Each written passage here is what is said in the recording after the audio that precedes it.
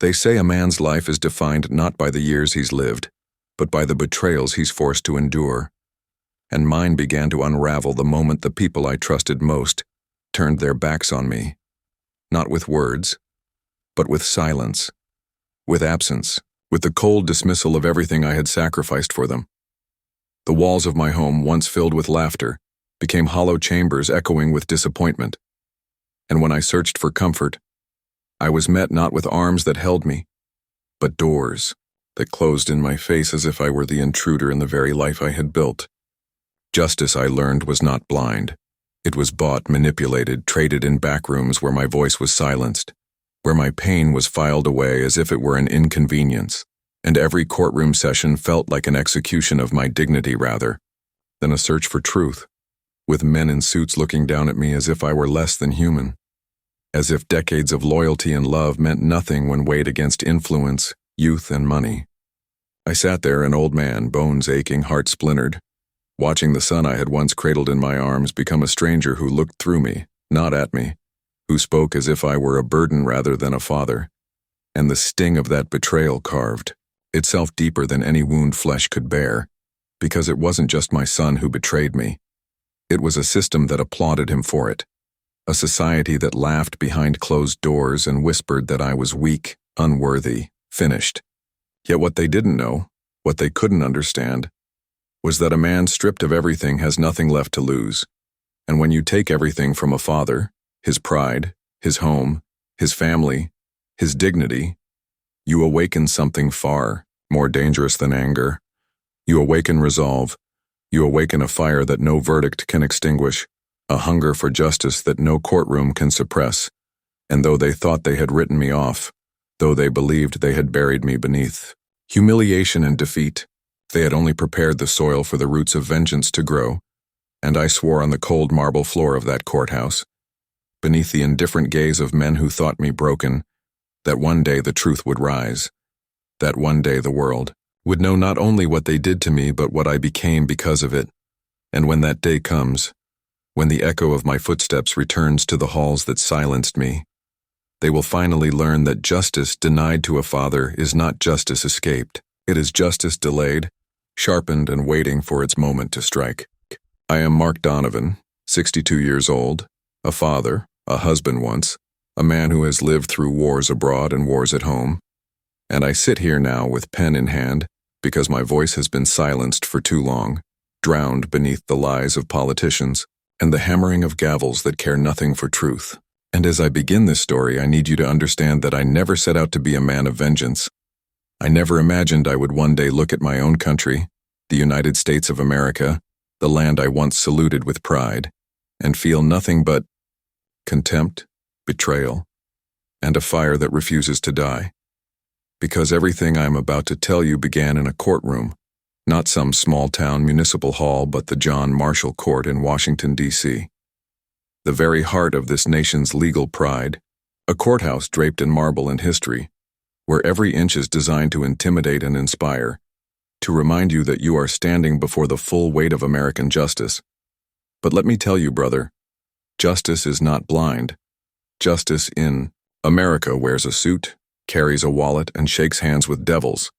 And I learned that bitter truth the day my son, Jason Donovan, stood accused of crimes he never committed, accused of stealing millions in an embezzlement scheme, orchestrated not by him but by men who sat in that courtroom with polished smiles and expensive ties, men who toasted with champagne in their penthouses while my boy, a 29-year-old, with a heart too honest for his own good, was being painted as the villain.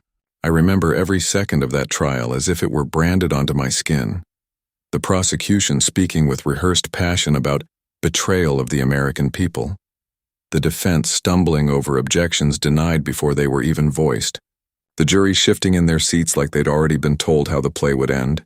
And the judge, oh, Judge William Hargrave, a man whose robe should have been burned black with shame, sitting up there with the arrogance of God, pretending to weigh truth and evidence when all along he was nothing but another cog in the machine, another puppet in this grand show of false righteousness. And I sat there in the pews, gripping the wooden bench so hard I thought the veins in my hands would burst, watching my boy, my Jason, the same boy I taught to throw a baseball, The same boy who built a birdhouse with me when he was 9, standing, shackled and pale under the cold lights of that courtroom. And I knew in that moment, when the gavel finally struck and 30 years of his life were stolen away, that the United States of America was no longer my country, that it was a predator that feeds on the weak while protecting the wolves in suits, and from that moment on, I ceased to be Mark Donovan, the steelworker, the taxpayer, the proud citizen, and became something else, something darker, a father with nothing left to lose, a man who would take vengeance not just on those who betrayed my son, but on the very nation that allowed it. And this is the story of how I, an old man with shaking hands and a burning soul, declared war against America itself. The day after the trial, I woke up before dawn, though I hadn't slept a second, and the world outside my window felt quieter than ever. The streets of D.C. damp with rain, the courthouse dome gleaming faintly in the distance like some cathedral of false gods, and I sat in my chair with my son's photograph in my hand, staring at his smile, the kind of smile that once made me believe in tomorrow. And I asked myself how a country built on liberty could chain an innocent man like a criminal while letting the true parasites walk free. And the more I thought, the more I realized that this wasn't just about Jason anymore. It was about every man like me who gave his life to this country, breaking his back in factories, paying every cent of tax, believing in the dreams sold on TV screens and campaign slogans, only to find out that the dream is a lie reserved for the powerful, while the rest of us are expected to bleed and then quietly disappear. I wandered through my house, each room a museum of the life we once had. My late wife's rocking chair still creaking when the wind passed through the cracks of the old windows. Jason's baseball glove on the shelf. A faint smell of sawdust, still lingering in the garage where we used to work on his first car. And I felt the silence pressing down on me, heavier than iron, until I finally understood that silence was exactly what they wanted. Fathers like me to bow their heads, swallow their rage, and let the system roll on unchallenged. But I couldn't. I wouldn't. That courthouse may have spoken its verdict, that judge may have slammed his gavel, but as long as I drew breath, I still had the power to carve a different ending. I began to walk every night, circling the courthouse, memorizing its entrances, its guards, the routines of the men who worked inside. And though at first it seemed madness for a 62-year-old man to even think of standing against such an institution, the madness slowly hardened into purpose. Because revenge is not about strength, it's about resolve, and mine was unshakable. The bourbon on my table was replaced with notebooks filled with plans. The quiet tears I shed turned into whispered oaths to my son, promises that no man, no nation, no flag would go unpunished for what they had done to him. And every time I saw that American flag fluttering above the courthouse steps, I no longer felt pride. I saw it as a banner of lies, a taunt from a country that pretended to be righteous while rotting from the inside. And I swore that one day, that flag would fall, not in the eyes of the world, but in the hearts of its own people. Because if the United States could betray me, a father who had given everything, then I would make sure my revenge reminded it that fathers do not forgive, and sons are never forgotten. Weeks passed after Jason's sentencing, though to me they felt like years, each day dragging its feet as if time itself was mocking me. And in that slow crawl of hours, I discovered what it meant to be truly alone. For the neighbors who once waved when I mowed the lawn now crossed the street to avoid me, afraid that my son's disgrace might stain them by association. The men at the bar where I used to share a drink after long shifts no longer offered me a seat. And even the pastor at church, a man who had baptized Jason with his own hands, avoided my eyes during Sunday service, as though my grief was some contagious disease. And I realized then that justice wasn't just stolen from us in the courthouse. It was stolen in the very fabric of our community, where people abandoned us the moment it became inconvenient to stand by our side. I spent long nights walking the streets of Washington, the city humming with power and indifference, its monuments glowing like hollow trophies of a greatness that no longer existed. And each step I took past the marble pillars of the John Marshall Court, I thought of the judges, the clerks, the lawyers, men and women who went home to their families without a second thought after tearing my son's life apart, and I knew in my bones that their comfort was built on our suffering. The rage grew with every passing day, but it was not wild or reckless. It was measured, deliberate, the kind of rage that sharpens itself like a blade in the dark. I began to research not just the court but the men who had profited from Jason's conviction, the corporate officers of Capital Holdings, Inc., their political allies, even the judge himself, and what I found sickened me. Offshore accounts, secret deals, campaign donations that funneled money straight into the hands of the very people who had condemned my boy. And I realized that this was not just a miscarriage of justice. It was a business, a transaction where my son's life was the currency. Every night I returned home with files, photocopies, and scraps of information, spreading them across the dining room table like a general planning his war. And though I was only one man, an aging father with gray in his beard and aches in his joints, I felt the weight of destiny pushing me forward, whispering that vengeance was not only my right but my obligation, because if I let these men sleep peacefully, if I allowed America to keep pretending its justice system was sacred, then I would betray my son all over again. And so, in that darkened room lit only by the flicker of a lamp, with Jason's picture staring back at me, I made a new oath, one stronger than any vow I had ever spoken before, that I would not rest until the walls of the John Marshall Court trembled, until the men who had destroyed my family faced the very ruin they had inflicted, and until the country itself understood that when you break a father's faith, you awaken something far more dangerous than anger. You awaken revenge. It was on the 42nd day after Jason's sentencing, though I kept no calendar except the one carved into my memory, that I shifted from mourning to action.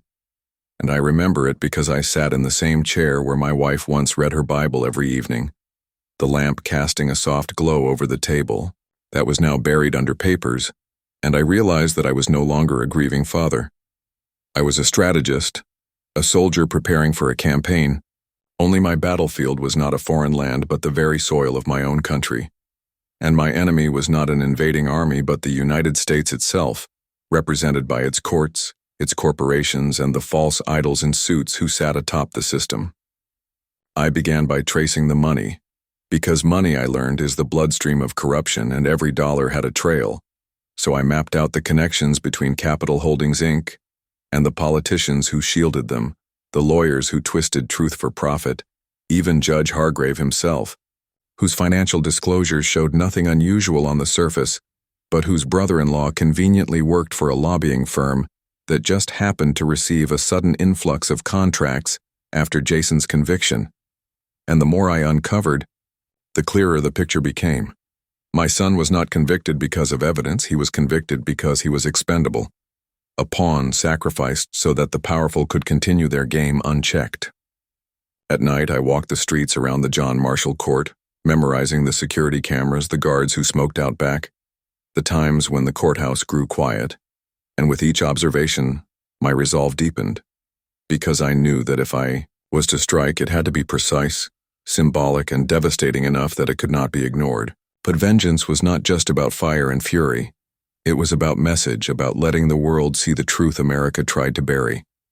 And so I began reaching out in secret to others who had been wronged by the system, men I found in prison support, groups, women who had lost sons and husbands to wrongful convictions, veterans discarded by the VA, workers whose pensions had been stolen by the same corporations who drank to my son's downfall, and slowly, quietly, a network formed, a circle of the betrayed, bound not by politics or ideology but by shared loss. And they listened when I spoke, because I was not offering them empty hope. I was offering them something the system never could, justice of our own making. And as the days bled into nights and the Capitol lights glimmered like a city of untouchable kings, I sharpened my plan, and I knew that the first strike would not be against a man, but against the symbol itself, the courthouse that had condemned Jason, the marble shrine to lies. And I swore that when I acted it would echo so loud that America would feel it not only in its courts, but in its conscience. Because this was no longer just about my son. It was about showing the United States that when you betray your people, you create an enemy far more dangerous than any foreign threat. A father with vengeance in his veins, The first move, as I saw it, had to be careful, subtle, and deliberate, because vengeance is not a bullet fired in the dark. It is a fuse lit slowly, a flame that creeps toward the powder until the whole world hears the explosion. And so I began with information, the most dangerous weapon of all in a country that thrives on secrets. I broke into no vaults and hacked no machines. I was an old man, not a criminal mastermind. But what I lacked in skill I made up for with patience, persistence, and the ability to go where no one thought to look, combing through public records, charity donations, property filings, and corporate disclosures. Every scrap of detail that, when pieced together, painted the picture no one wanted to see. By the end of the month, I had built a dossier thicker than the Bible, and inside it lay the skeletons of every man who had stood against my son. Judge Hargrave, with his ties to real estate firms laundering corporate money, Prosecutor Daniels, with a mistress in Georgetown paid for by corporate accounts, Capital Holdings executives funneling millions through shell companies that funded both political campaigns and the very courthouse renovations that were hailed as public service. The irony was as sharp as glass. The marble pillars that condemned my son were built with stolen money. Armed with these truths, I began to whisper, not shout, because whispers can do more damage than screams if planted in the right ears. I mailed anonymous letters to reporters, dropped sealed envelopes into mailboxes of activist groups, slid documents under the doors of hungry law students eager to expose corruption, and though at first there was silence, within weeks the cracks began to show. Small articles buried in back pages, online blogs digging deeper, murmurs that maybe, just maybe, the John Marshall Court was not the temple of justice it claimed to be. And while the whispers grew, I moved to my second step, striking at the image of the courthouse itself. Late one night, under a moon that seemed to hide behind clouds out of shame, I stood at the base of those marble steps with a can of paint in my trembling hands, my heart pounding like a war drum, and I wrote 3 words across the front doors. In bold red letters, "Justice is dead." By dawn, the city was buzzing, photographs splashed across the internet, officials scrambling to repaint the doors, but the message lingered longer than the paint ever could, because people began to ask questions, and questions are the seeds of revolt. That morning, as I sipped stale coffee in a diner across from the courthouse, listening to strangers murmur about the defaced doors, I felt the faintest flicker of satisfaction, not because of vandalism, but because for the first time since Jason's sentencing, America itself was beginning to feel the sting of shame. And I knew then that my war had truly begun, not with bullets, not with fire, but with truth and symbols, weapons sharp enough to cut through marble and make a nation bleed. By the time the words, "Justice is dead," had been scrubbed off the courthouse doors, they had already spread far beyond Washington, carried through television screens, radio stations, and online forums where strangers argued over their meaning, some dismissing them as the work of a bitter old vandal, others whispering that perhaps they were a truth too painful for America to face. And as the debate raged, I knew I had cracked the first layer of the system's armor, its image. For years, the John Marshall Court had stood as a monument of pride, a place schoolchildren visited on field trips to marvel at democracy in action. But now, every time people passed its gleaming steps, they would remember those words in red, and memory is a stain you cannot wash away. But symbols alone would not be enough. If my war was to matter, it needed to escalate, to force the country to stare into the mirror it so desperately avoided. And so I set my sights not just on the courthouse, but on the men who fed it, the ones whose signatures and deals had paved the way for Jason's crucifixion. I began small, targeting the executives of Capital Holdings, not with violence but with exposure, mailing copies of their hidden bank accounts to their wives, their mistresses, even their pastors, because shame is a poison that eats from the inside, and I watched with grim satisfaction as rumors of divorce filings and church scandals began to leak into the press. Then I turned my gaze back to Judge Hargrave, the man whose gavel had sealed my son's fate, and I uncovered the vacation home he had secretly purchased in Martha's Vineyard under his cousin's name, the kind of purchase a federal judge's salary could never afford.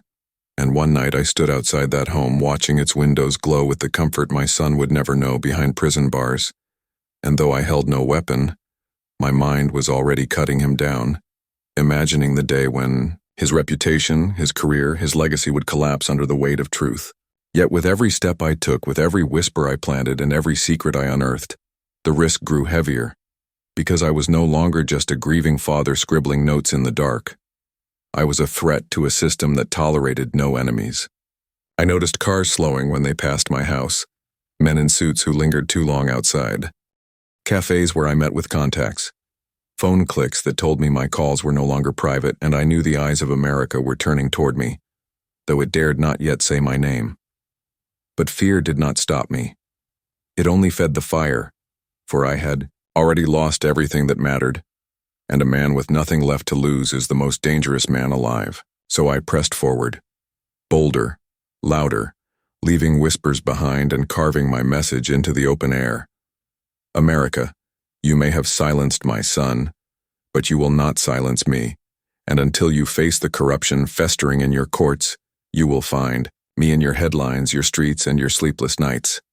My actions had begun to stir a storm I both welcomed and feared, for the United States does not take kindly to fathers who fight back against its institutions, and I could feel the walls closing in even as I prepared to strike harder. The FBI began to show up in small ways at first. Cars parked too long near my home, unmarked vans that seemed to follow me when I drove into the city, but I did not falter. I had spent decades learning patience, and patience was my ally now. My network of the wronged continued to grow, each new member a mirror of my own suffering, each with skills I lacked, and together we began to coordinate carefully, planting evidence, leaking documents, and turning every stone the courthouse and its protectors wanted to hide beneath. My aim was not chaos for the sake of chaos. It was precision, a calculated dismantling of trust and reputation, for I understood that in America perception is as powerful as law itself. The newspapers began to run small stories hinting at corruption, anonymous tips leading journalists to question the judge's lifestyle, the prosecutor's family finances, and the executive board of Capital Holdings. And I watched with grim satisfaction as the machinery of justice, which had once ignored my son, now began to twitch nervously, forced to respond to its own vulnerabilities. Yet even as I orchestrated this campaign, I remained vigilant, traveling alone at night to survey courthouses, memorizing guard schedules, noting the placement of cameras and the timing of foot patrols, because I knew that my next moves would take me closer to danger than ever before. And danger was nothing I feared, because my son's years in prison had taught me the true cost of inaction, loss, despair, and betrayal, and no amount of risk could outweigh the satisfaction of seeing America finally confronted with its own corruption. I began to plan for the moment when the network's work would converge with mine in a single, undeniable statement. A strike that would be felt not just by the men who destroyed my family, but by the nation itself. A reckoning that could not be silenced by lawyers, judges, or politicians. And as I sat in the dark of my study, tracing connections with a pencil on a map, I realized that revenge, true revenge, is not about noise or spectacle. It is about control. And I was finally beginning to wield it like a weapon sharper than any gavel or courtroom decree. My work had entered a phase where subtlety alone would no longer suffice. Whispers and symbols had stirred the city, shaken a few reputations, but the system had begun to notice me, and with attention came risk, which only made my resolve sharper. I began targeting the courthouse staff indirectly, revealing small, embarrassing truths to the press. Minor bribery scandals, conflicts of interest, even the lavish lifestyles funded by hidden trusts. All small sparks designed to weaken the institution's untouchable facade. The media began asking questions. Legal watchdog groups sniffed around, and even Judge Hargrave, whose calm arrogance had once crushed my son, started appearing nervous in public appearances, his perfectly pressed suits no longer hiding the tension in his posture. Yet the most critical moves were behind the scenes, in quiet rooms with flickering lamps, where I coordinated with my growing network. Former clerks, disgraced lawyers, insiders who had witnessed corruption, but feared speaking out. These people became my eyes and ears, feeding me details, schedules, and documents that revealed the inner workings of a court system that had poisoned my family's life. And as the pieces fell into place, I began to see a pathway to my ultimate goal. Not just exposure, but humiliation, legal chaos, and the dismantling of the very structures that had taken Jason from me. I plotted public hearings, careful leaks timed to maximize embarrassment, and strategic releases of documents that would force investigations into the very judges and prosecutors who had smiled while sentencing my son. At night, I walked the streets near the courthouse, my mind alive with the faces of those who had wronged me, imagining each step of my plan playing out perfectly, envisioning headlines that would shame the system, imagining my son reading them from behind bars and feeling that flicker of satisfaction that comes when vengeance is calculated, inevitable, and precise. And I knew that this was only the beginning, that the gears I had set in motion would continue to grind, and that by the time the government realized what I had unleashed, it would be too late to contain, too late to protect their reputations or their illusions of infallibility. Because I, Mark Donovan, was no longer a man broken by loss. I was a father armed with knowledge, patience, and a fury that no court, no law, no country could ever hope to withstand. The first visible signs of my plan taking effect came when Capital Holdings began to squirm. I had spent weeks gathering evidence of hidden accounts, shell corporations, and backdoor deals, and now I began releasing them strategically.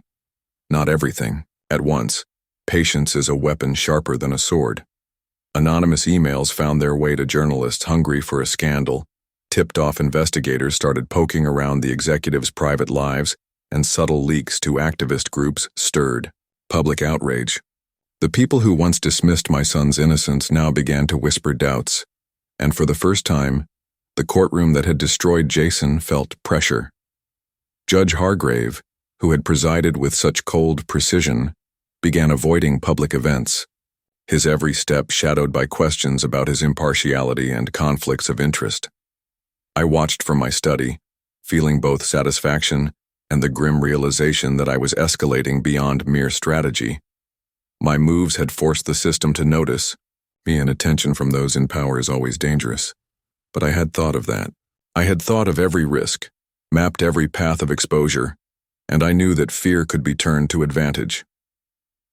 I began planning events that forced the courthouse into chaos without breaking the law outright. Public demonstrations, well-placed, media coverage, carefully timed releases of financial records that hinted at corruption so systemic it could not be ignored. Slowly, deliberately, I was dismantling the illusion of untouchability. And all the while, my mind returned to Jason, sitting in a prison cell, wondering if anyone in the world still cared. And I imagined him reading the news, seeing the first tremors of vindication, knowing that his father had not abandoned him, that vengeance was being served not with anger but with the calculated precision of a lifetime of planning. Each day I grew bolder. I became a shadow in Washington, a man whose presence was invisible yet impossible to ignore, orchestrating moves from darkened cafes and quiet rooms, while officials scrambled to contain a storm they could not yet name. And I realized that this was more than revenge.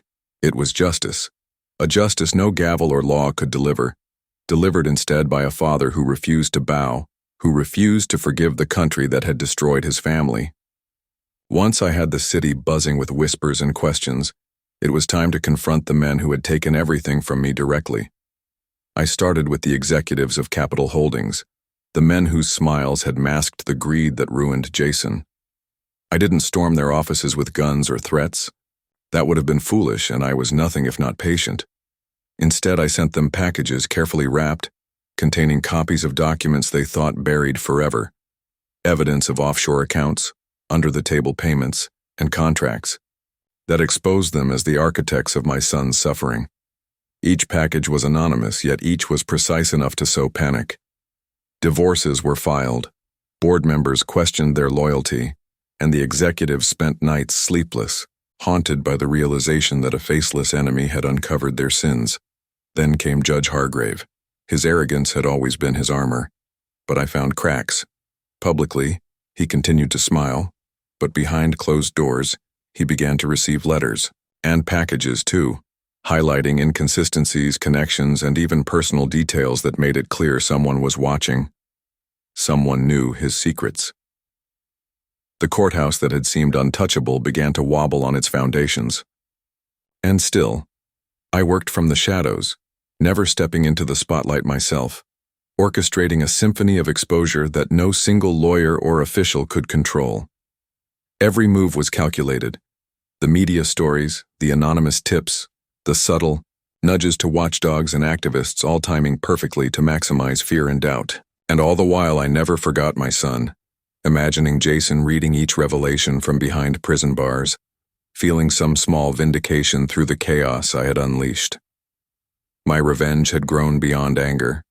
It had become artful, surgical, a strike that hit at the pride, reputation, and power of the people who had wronged us. I understood then that vengeance is not just a battle, it is a transformation. A man who has been broken becomes dangerous when he learns that truth is a weapon sharper than any blade.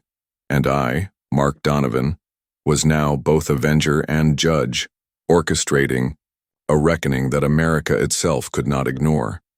As my campaign of revelation and exposure gained momentum, it inevitably drew attention I had anticipated but welcomed all the same.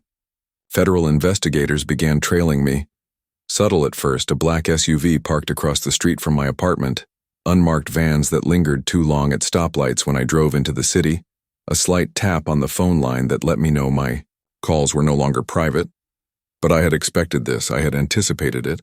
I moved with caution, varying my routes, meeting contacts in obscure cafes, leaving digital footprints too scattered to follow coherently, and each time I felt the shadow of surveillance. It only strengthened my resolve. My operation had grown, beyond letters and leaks. I was now orchestrating chaos with the precision of a maestro. Every exposure, every revelation, forced the executives and the courthouse to fracture. But I wanted more. I wanted them afraid, nervous, unsure of the ground beneath their polished shoes. And to achieve that, I began coordinating public confrontations, press conferences that hinted at corruption too obvious to deny, insider testimonies from clerks, and former employees carefully timed accidental document leaks that revealed layers of complicity no one had anticipated. Judge Hargrave's once impenetrable facade cracked under scrutiny. The prosecutors shifted uncomfortably under the glare of public attention, and the corporate officers of Capitol Holdings were forced into defensive positions, their prestige tarnished, their secrets exposed in a cascade of whispers and headlines. And through it all, I kept Jason in my mind, imagining him behind bars, finally seeing the system that betrayed him starting to tremble under the weight of truth. By now, my network of the wronged had become a formidable force, each member executing small tasks, each contributing to a larger design only I could see in its entirety. And though the FBI and other agencies were aware that someone was orchestrating this invisible onslaught, they could not pin me down. I moved like a ghost, striking from shadows, turning every leak, every revelation, into a strategic blow against the people who had stolen my son's life. And the United States itself began to feel the sting of a vengeance they could not yet comprehend, for a father's fury, once awakened, cannot be restrained by laws, walls, or courts. It finds a way to reach the guilty and the complicit, and I, Mark Donovan, had become that fury incarnate. The crescendo of my plan came slowly, deliberately, because true revenge is not a sudden explosion, but a storm that builds until nothing can withstand it. By now, the courthouse was on edge. Security was heightened, staff were anxious, and whispers of internal investigations began to surface. I had ensured that every leak, every tip, every carefully placed document forced officials to scramble. But the final act had to strike at the heart, the courtroom itself, the judges, and the corporations, whose greed had destroyed Jason's life. I began sending invitations not to friends but to the public, to journalists, to activists, each subtly informed of the corruption I had uncovered, the embezzlement, the backdoor deals, the hidden accounts. I orchestrated it so that on a single day, everything would converge. The media present, activists ready to protest, insiders prepared to testify, and the courthouse unprepared for the storm. On that morning, I stood across the street, a 62-year-old man in a coat that hid nothing but concealed everything, watching the crowd grow, listening to the reporters murmur, their cameras trained on the very building that had imprisoned my son through lies and deceit. And as I observed, I saw the subtle panic in Judge Hargrave's eyes, the prosecutor shifting uncomfortably, the executives exchanging nervous glances. They had finally realized that the invisible hand dismantling their empire had taken form, and that it was unstoppable. I had no weapons, no violence, no threats. The weapon was truth, exposure, and the power of a father who would not let his child's life be stolen without a reckoning. Each headline that broke that day hit the courthouse like a hammer. Auditors were called, investigations launched, personal and professional reputations crumbling in real time, and Jason's name, once sullied, began to be cleared by the very system that had condemned him. I watched it all with a mixture of satisfaction and grief, knowing that the battle was won not with rage but with precision, patience, and unrelenting dedication. For the first time since that gavel struck, I felt something like justice. Not the flawed justice of a courtroom, but the pure, undeniable justice of a father who had taken back everything that was stolen from him and reminded America that betrayal carries consequences. And in that moment, across the street from the courthouse, I whispered to the empty air, to my son in prison, and to the nation that had wronged us both. This is for Jason. This is for us. Never forget what a father can do. In the days and weeks that followed, the reverberations of my campaign of exposure continued to ripple through the halls of power, and though I remained careful, blending into the city as just another old man walking to the diner or sitting in a park with a newspaper, I could see the changes my actions had wrought. Judges who had once worn arrogance like armor now walked with measured steps, careful of every word, every appearance. Prosecutors, who had smirked during my son's trial, now hesitated at the podium, aware that their every move was under scrutiny. Executives who had treated Jason like a disposable pawn now faced boardrooms full of anxious colleagues questioning their integrity and the sources of their wealth. And yet, even as the system shifted uncomfortably beneath the weight of exposure, my mind never left Jason. I wrote him letters, carefully crafted, full of encouragement and updates of each victory, smuggled through channels that ensured he would read them and feel that he was not forgotten, that the fight to restore his life was being waged by the one person who had never abandoned him. Slowly, the tide began to turn. Investigations forced by the evidence I had revealed started exonerating him, uncovering the deeper corruption that had allowed the lies to take root. His conviction was reviewed, and the media, now aware of the scale of deceit, painted him not as a criminal, but as a victim of a system designed to protect the powerful at the expense of the innocent. And I, Mark Donovan, felt a strange mix of relief, pride, and an enduring ache. For though vengeance had been served and justice, my justice, restored, nothing could truly erase the years he had lost, the freedom stolen from him, or the quiet despair that had lingered in our family's home like a shadow. Yet as I watched the news coverage, saw the stunned faces of the men who had wronged us, and finally received a call from Jason, his voice trembling with emotion, I understood something essential. A father's love is not measured by protection alone, but by the lengths he will go to ensure that truth, justice, and dignity are restored even when the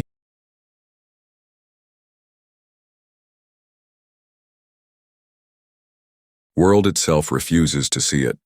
I had become the storm, the invisible hand that dismantled lies, and though my body bore the weight of age and my soul the scars of battle, I knew I had done what no court could do. I had made America reckon with its own failures, and in doing so, I had brought my son back from the edge of a life destroyed. When the day finally came that Jason walked out of prison, the air itself seemed different, charged with the weight of years lost and battles won. I waited outside the gates, my old coat pulled tight against the chill, my hands trembling not with fear but with anticipation, and when I saw him emerge, thinner than I remembered but with the same stubborn light in his blue eyes, I felt something I hadn't allowed myself to feel for years: hope. We embraced in silence at first, letting the world blur around us, letting the tears and tension flow freely, for neither of us could speak of the magnitude of what had transpired, of the labyrinth of lies, corruption, and revenge that had brought us to this point. And as we sat later in a quiet diner, the place smelling faintly of coffee and fried eggs, I told him everything. The careful leaks, the letters, the whispers, the packages, the strategy that had toppled executives, shaken judges, and forced the system to confront its own rot. He listened, sometimes shaking his head, sometimes laughing quietly, and I realized that vengeance, while bitter, had been necessary, because it had restored his life, cleared his name, and reminded a nation that no man, no matter how powerful, is untouchable when truth is wielded with precision. But the victory was not without its costs. My hair was grayer, my back ached from nights spent pacing, planning, and surviving, and Jason carried scars that even the courts could never heal. The lost years, the doubt, the humiliation. But together we felt the weight lift just enough to breathe. I looked at him and said, "Son, America tried to break you, tried to bury you, but they underestimated one thing: a father's love and a father's patience. I fought them not just for you, but to show them that what is right cannot be buried." He smiled then, a slow, careful smile that carried both pain and relief. And for the first time since that gavel struck, we felt the impossible. That justice, even outside the law, could be restored, and that vengeance, when wielded with intellect, courage, and love, could set the world right again. And as we walked away from the prison together, the city buzzing around us, I understood finally that my fight had not only reclaimed my son's life, but had carved a permanent mark on the system that had tried to destroy us, leaving behind a warning no one in power could ignore: betray a father, destroy an innocent, and you will answer to forces you cannot contain. In the months that followed Jason's release, the city and its institutions felt the tremors of the storm I had unleashed, and I watched quietly as the consequences of my actions unfolded. Corporate executives who had once walked with arrogance now navigated boardrooms with caution, wary of whistleblowers and journalists armed with documents I had exposed. Judges and prosecutors who had once dismissed evidence and ignored truth now faced inquiries, their reputations stained, their careers marked by hesitation and scrutiny.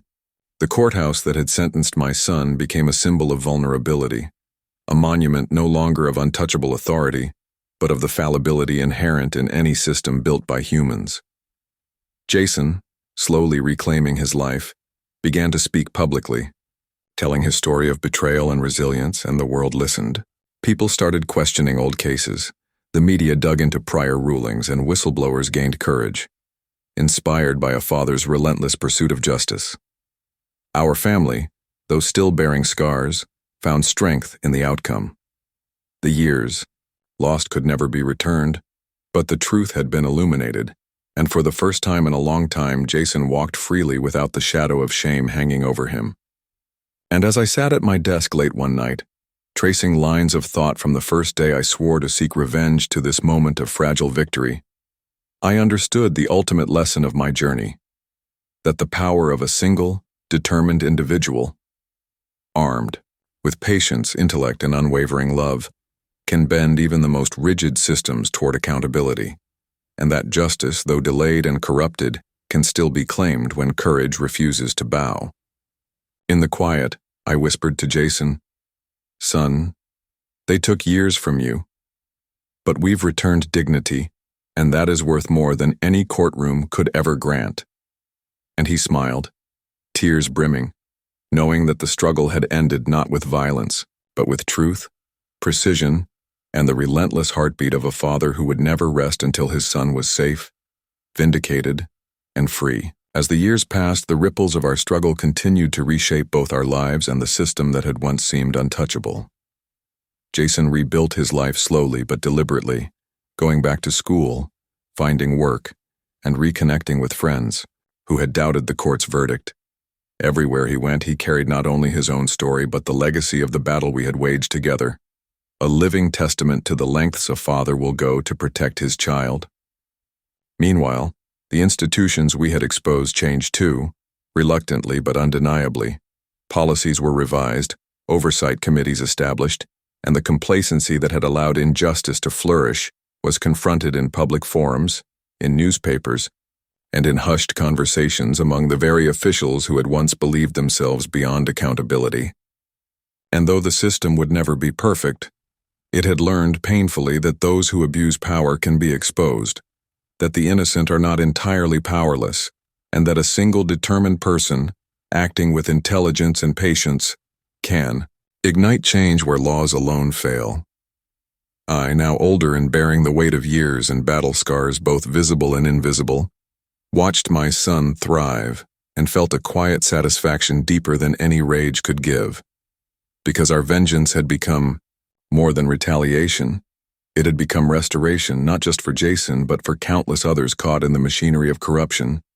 Sitting in the evening sun on the porch of my small home, I traced my fingers over the worn photo of Jason as a boy, remembered the night I first vowed to fight for him, and understood fully that justice, when guided by love and perseverance, can find its way even through the most impenetrable walls.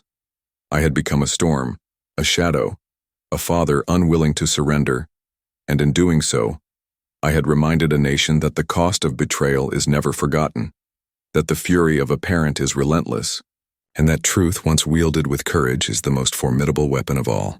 And as I looked out over the streets of the city, alive with life but forever changed by the quiet upheaval we had set in motion, I whispered to the wind, to my son, and to the world that had once turned its back on us. We endured. We fought. And justice in its purest form has finally been restored. In the final months of our struggle, Jason and I found a fragile peace, the kind that comes only after storms of fury have passed and silence fills the spaces once occupied by anger. We walked together through the city streets that had once been indifferent to our suffering, now noticing the subtle changes, the reporters more cautious, the officials more measured, the conversations in cafes and bars tinged with an awareness that the system could no longer act without accountability. Jason spoke openly about his experience, testifying in panels and conferences, helping others understand the dangers of corruption and the importance of persistence. And I listened, proud not only of his resilience but of the man he had become through adversity. I realized then that my revenge had evolved into something larger, not merely the destruction of those who had wronged us, but the creation of a legacy, a warning that injustice carries consequences, and a demonstration that love, patient, unyielding, and intelligent, can shape even the mightiest institutions. At home, in the quiet of our living room, we sometimes sat without speaking, each lost in our own thoughts, yet connected by the memory of everything we had endured, the fights waged, and the truths revealed. The courthouse, once a symbol of cruelty, now stood as a reminder that even power has limits, that secrecy and corruption can be pierced by determination, and that the voice of a father, no matter how aged or alone, can shake the foundations of a nation when wielded with purpose. And as I watched Jason move forward into a life reclaimed, a future once stolen now restored, I understood that my greatest victory had never been the humiliation of our enemies, the leaks, or the exposure. It was standing beside my son, knowing that our bond had endured, that we had survived the betrayals, and that a father's devotion, when combined with patience, intelligence, and courage, is a force no injustice can ever fully suppress. In the end, the United States had learned, in its own slow and painful way, that the measure of power is not in gavel or statute, but in the hearts of those who refuse to be silenced. And I, Mark Donovan, had etched that lesson indelibly into both my son's life and the memory of a nation that had once turned its back on us.